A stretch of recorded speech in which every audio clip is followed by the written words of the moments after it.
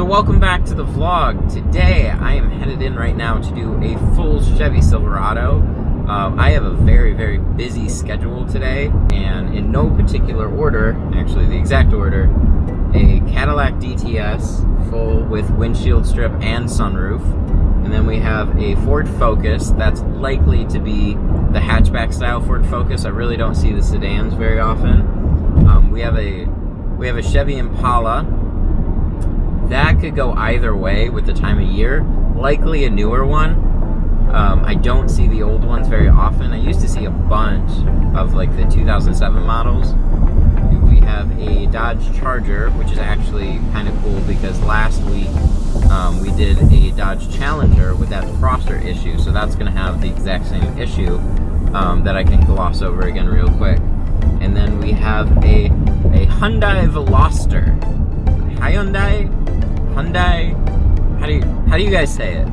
Leave that in the comments. I'm actually up a little bit extra early. I normally start at 9, but because I got so many cars on the book, I'm gonna start at like 8:30, give myself an extra half hour basically. So we're gonna see how today goes, and I'm just gonna keep you guys on pace with what's happening. I do not necessarily expect every single one of these cars to show up, but if they do, I have to be ready for them. A lot of the time, what you're gonna see are random slow days, slow weeks, and then all of a sudden the work is just gonna pile up.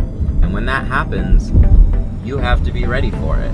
So I have been forced into these situations over the years.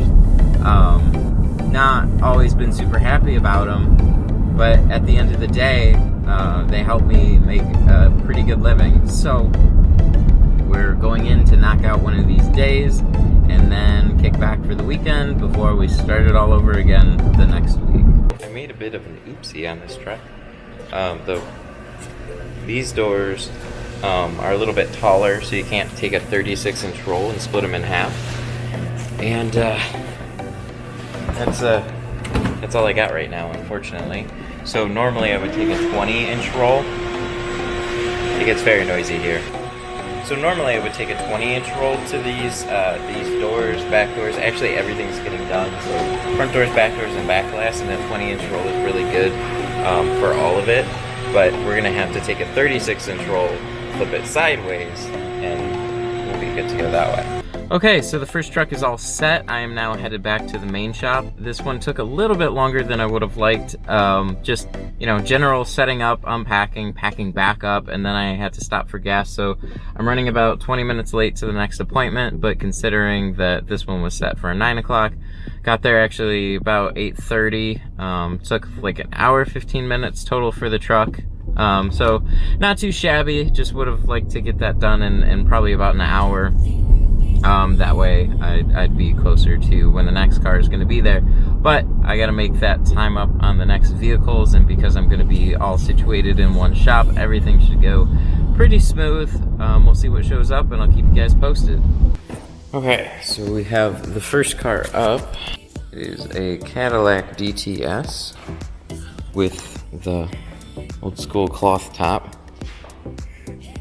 So on this one, we're doing a windshield strip, full car, and the sunroof. So on these ones, when you go back here with these cloth tops, they actually just put them over the frit line.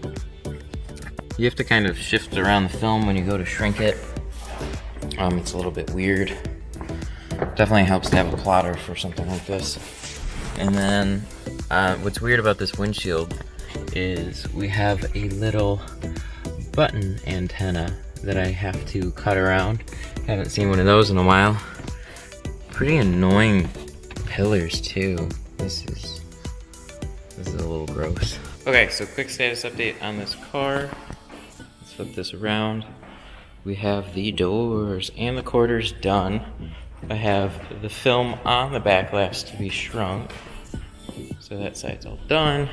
Like I said, the weird part with these are gonna be these tops. I mean, I guess the doors too, the back ones, but pretty fancy. So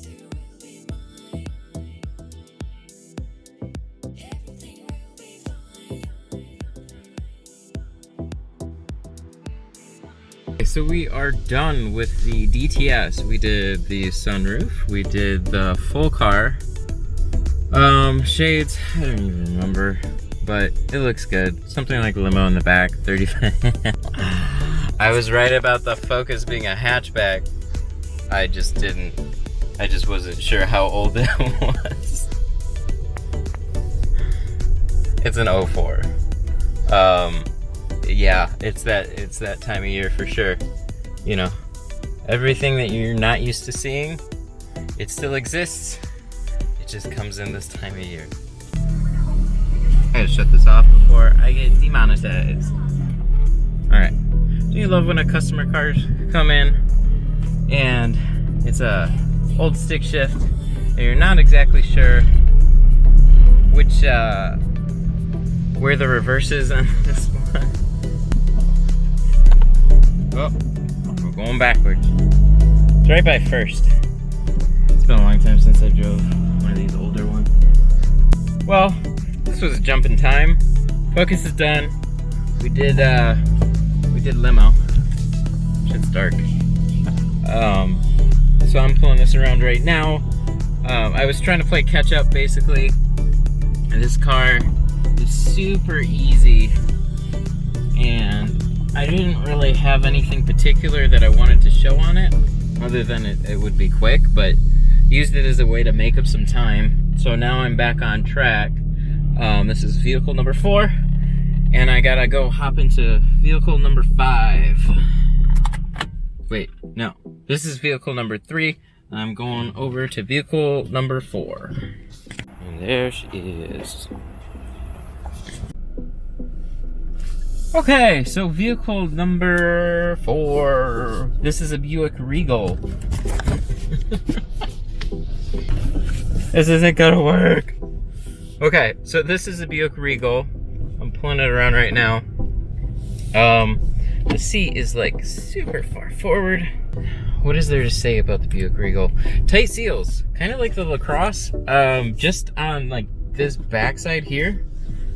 They have felt seals. I'll show you when I get this in the garage. So these seals right here, you can tell on the inside, these are felt and they're really, really tight. So as soon as I press up against this, it stops. So I need a thinner tool like this, but still it's just snug enough to pinch it every time. These seals on the back, they don't press near as hard, but this is still made of felt. And then this side is wide open. Quarter glass is pretty easy. You just have a border all the way around, and the back glass is like cakewalk. I have a video on the website about a Dodge Avenger seal with a lot of felt and a lot of dirt. So if you're interested, head over to Certified Tinter and check that out. But I'm going to be shooting the front door installation on this one because it's very similar. And those side seals, especially on this back side of the front doors, they can give people a lot of problems. So it's something that took me a while to get used to. The key is to try and keep everything as flat as possible when you coast it into the seal. It will help if you tape them, at least to keep the felt down. But the problem with adding tape is that it also adds a little bit of thickness to it, and that can make it more difficult to tuck it in. So I will go over the installation on that, and the rest of it should be pretty cake. Oh my god. Alright, so we are done with the Buick Regal. So it's about 3:03. And that was car number 4. And I don't know, I got that, like, you know, I had some food. It's that afternoon lull right now where you're just kind of like, I don't feel like doing anything, I want to take a nap, but there's still some work to be done. So my Dodge Charger unfortunately canceled because we're out of 15. So, in its place, I have a Kia Soul front doors, and then I still have a 4 o'clock full car coming in I think that was the Hyundai Veloster. So look forward to that, and then we'll be 5 full cars and 2 doors today. So pretty sweet day today. You should be buying a Kia from Summit Place Kia. Anybody that's in the Detroit area of Michigan knows that little jingle, and it's still going on. Kia Soul, 2 front doors. You know, I give that dealership a lot of props. I don't remember 99% of radio advertising, but they got everybody with that song. They're only $222 per month. On a lot of these foreign trucks and SUVs, they like to make the back a little bit lighter than 20%. So what we're going to do right now is going to take this tint meter, pop it on the glass, and check. See, we're at 26. So if I were to put 20% on the front doors, on the outside of the vehicle, it might look pretty close.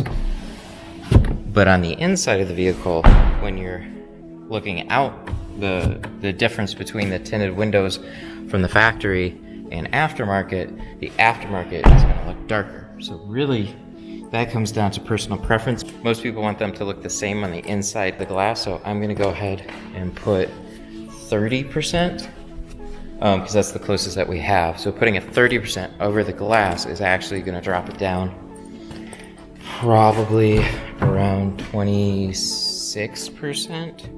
We're gonna put a meter on it after I tint it, and I'll show you guys exactly where that puts the factory glass.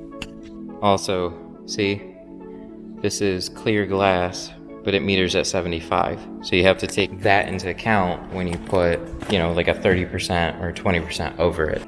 So this is in 30%, and then we metered the back. I'm just gonna show you guys again real quick. That pops down to 26. So with that there on 26, I'm going to take this over here, roll down my window, and then I'm going to place the meter. You can see 100. We're going to put it over, and we're going to see if I'm close. 25. Cool. So we are 1% darker on the front than the back. I made an oopsie. So I forgot to put a windshield strip on the Buick Regal. Actually did not know it was getting one, but it was snuck up on there with some of the vehicle information. I just missed it. So I gotta pull that back in, slap a windshield strip on that. This is the difference, real quick, between my factory match and the factory glass. Pretty cool. It's damn close. The only way you'd really notice the difference is if you're looking, you know, directly through to snow. Which this time of year, there's plenty of. So I'm gonna go ahead and do that, and then I should have the 1 full car left. Okay, so we got the last car of the day. It's a Hyundai Veloster. So these are a little bit different because you have 2 roll-down windows on the passenger side, like regular doors. You got a handle up here for that door. You have a split back window, so basically like a sunroof and a lower back window here, but both are easy and kind of equal 1 back window really. And then you have a quarter window here, and then a coupe style driver's door here. So for cutting out on a plotter, doesn't make any difference, but double cutting is out of the question because the both sides are completely different from one another. So we're gonna go ahead and pull this up and get this started.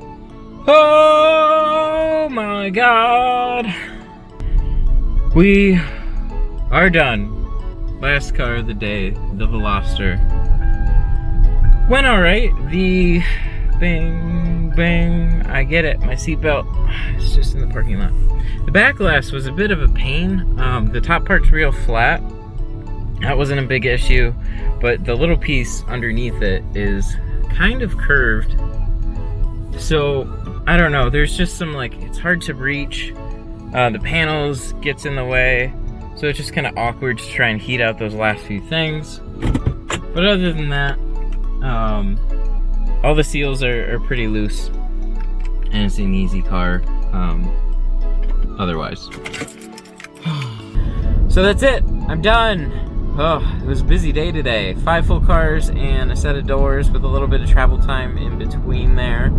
Today went really well though. Everything went really smooth, minus that little hiccup with the windshield strip that I forgot.